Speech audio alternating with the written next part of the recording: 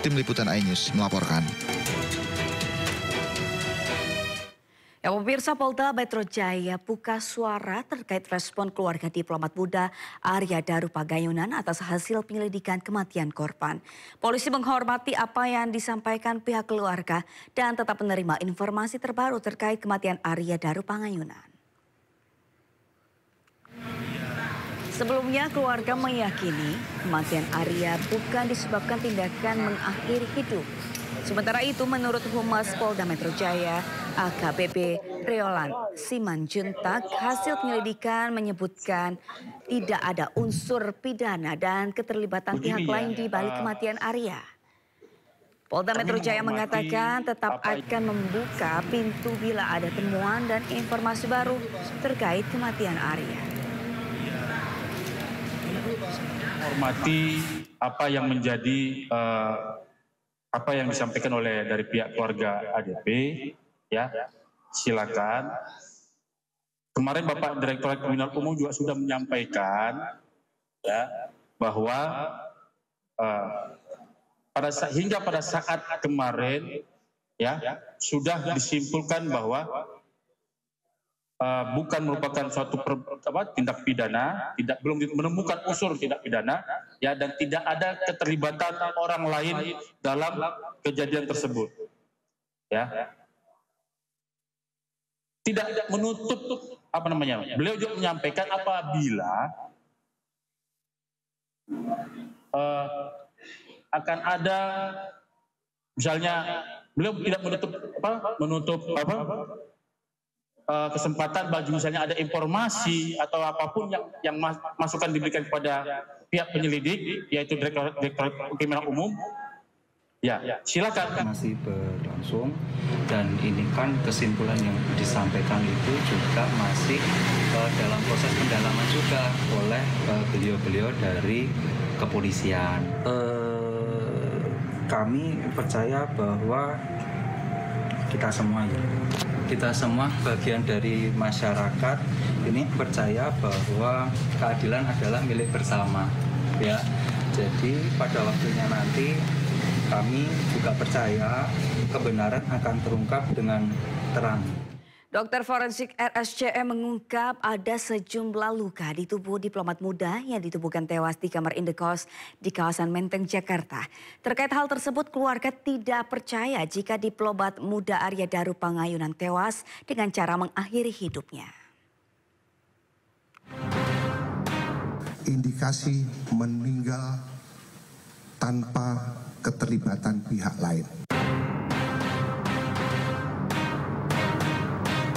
Polda Metro Jaya telah mengungkap penyebab kematian diplomat muda Kementerian Luar Negeri Arya Daru Pagayunan.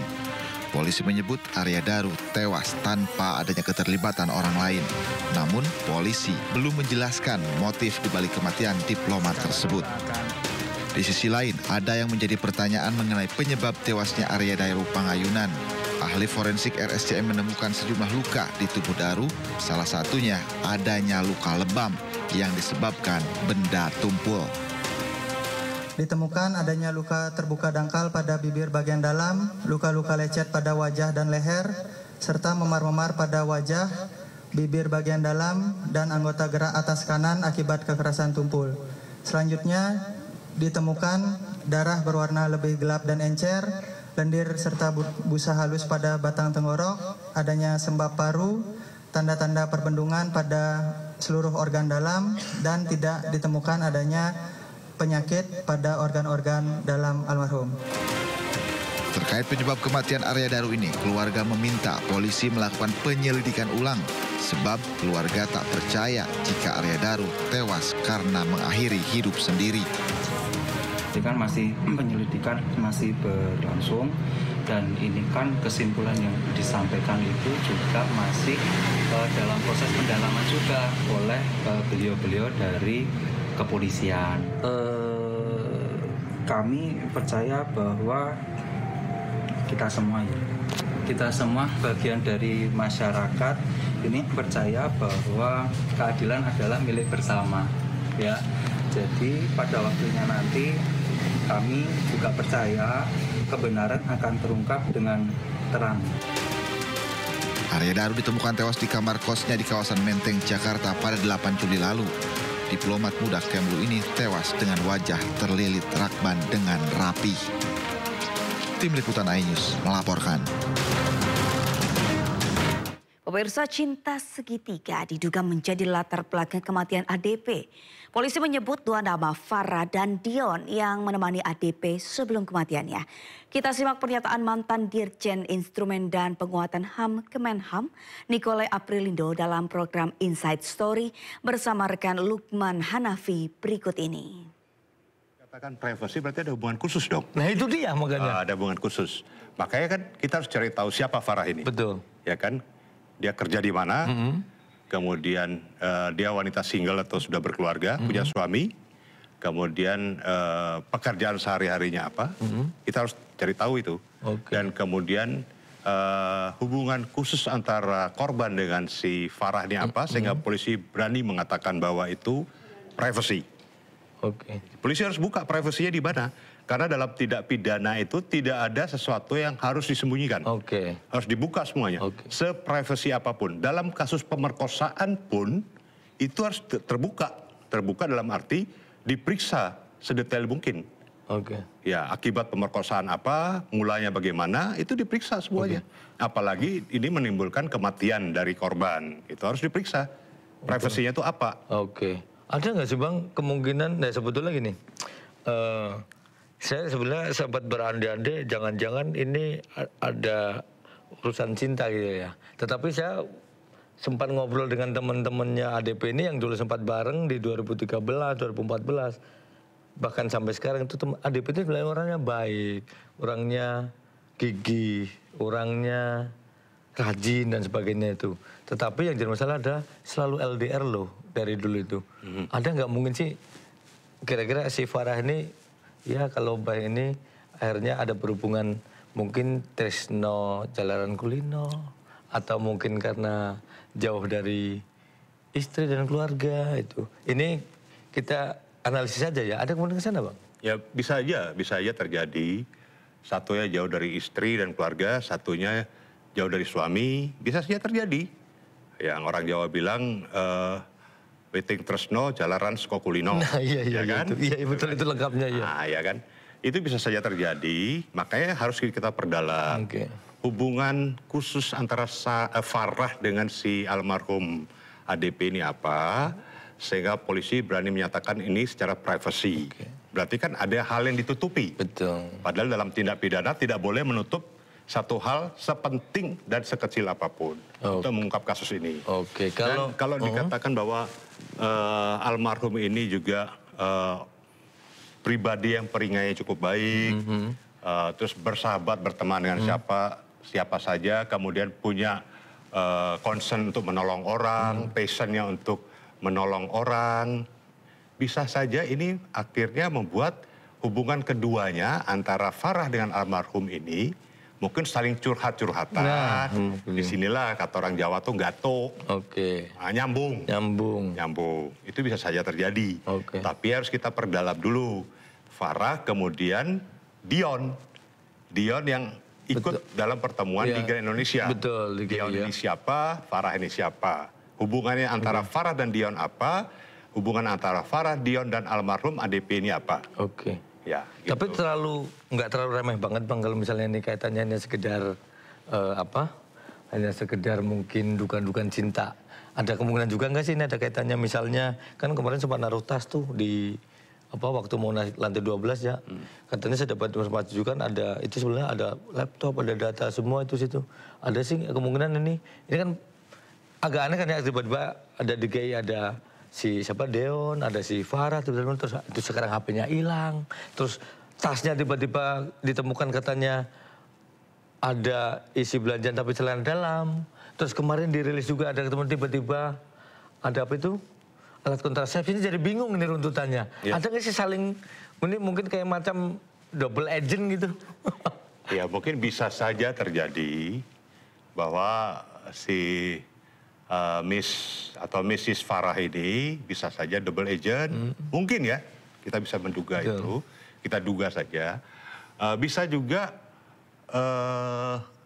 Karena dia dipasang untuk mendapatkan banyak informasi dari ADP, atau karena mungkin kalau Farah ini punya hubungan kerja dengan ADP, dia tahu segala macam rahasia yang dipegang oleh ADP. Kemudian ADP ini juga merasa bahwa Farah adalah tempat untuk dia bisa mencurahkan segala perasaannya, hatinya maupun pekerjaannya. Maka bisa saja bahwa yang ada di dalam laptop itu atau dalam barang-barang yang dipunyai oleh almarhum, bahwa itu berisi data. Yang Farah mungkin tahu, juga almarhum tahu situ. Jadi untuk menyelamatkan data-data itu, terpaksa almarhum harus menyembunyikan itu di Kemlu.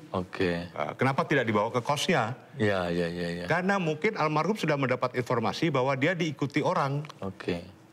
Sehingga dia dari GI, dia ke Kemlu. Ya, kan informasinya ada lagi berkembang bahwa dia mau ke bandara. Menuju kemana dia? Ke bandara itu. Kenapa tidak bawa tas sama ranselnya? Kenapa ke kosnya? Ya kan? Itu menjadi tanda tanya juga. Nah, kemudian ada yang mengatakan bahwa dia ke rooftop ya, di Kemlu itu mau bunuh diri. Nah, kalau dia mau bunuh diri, memang dia niat bunuh diri, untuk apa dia simpan barang-barang dia. Kemudian untuk apa dia harus celingak-celinguk, melihat ke bawah. Nah, dia melihat ke bawah itu sebenarnya untuk memastikan apakah orang-orang yang mengikuti dia ada di sekitar situ atau tidak.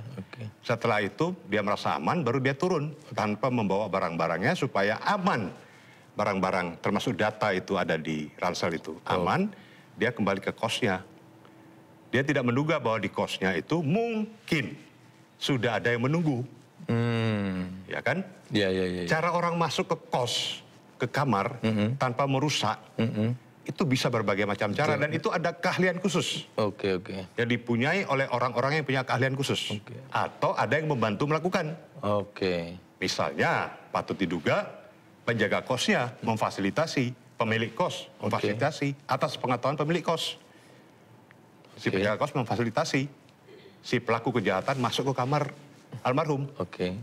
Itu. Berarti artinya abang bahwa menurut Bang Niko ini ADPD meninggal bukan bunuh diri ya? Bukan, itu nonsen. Kalau orang bunuh diri tidak mungkin. Dia dapat promosi jabatan penempatan di Kedutaan Besar RI di Finlandia, sudah membeli tiket, sudah mempersiapkan anak-anaknya dan istrinya untuk berangkat ke sana. Masa dapat promosi jabatan bunuh diri? Ya kan? Gak mungkin lah. Misalnya saya dulu dirjen mendapat jabatan sebagai menteri misalnya ya. Masa saya mau dapat jabatan sebagai menteri saya bunuh diri? Gak mungkin kan? Itu. Bang, kalau dari cerita tadi abang kan sangat detail tuh, tapi saya nangkepnya kok ini kayaknya kalaupun nggak kayak Bang meyakini ini bukan bunuh diri, berarti ini melibatkan mungkin bisa disebut sindikat lah gitu satu, atau mungkin bisa disebut orang yang profesional. Tapi kalau dalam konteks ini kayaknya profilnya rapi nih. Apa abang ada ini kecurigaan ini melibatkan aparat, oknum aparat, ya entah itu aparat apa aja lah. Itu. Saya tidak berani menyimpulkan aparat ya, tapi kalau oknum mungkin. Ya oknum mungkin, atau pembunuh bayaran bisa saja. Pembunuh bayaran bisa dari berbagai macam kalangan yang memang mempunyai keahlian khusus untuk itu. Dan kalau kita melihat dari cara pembunuhan itu biasanya ini orang-orang profesional dan orang-orang yang punya keahlian khusus yang mampu melakukan itu. Kalau orang-orang biasa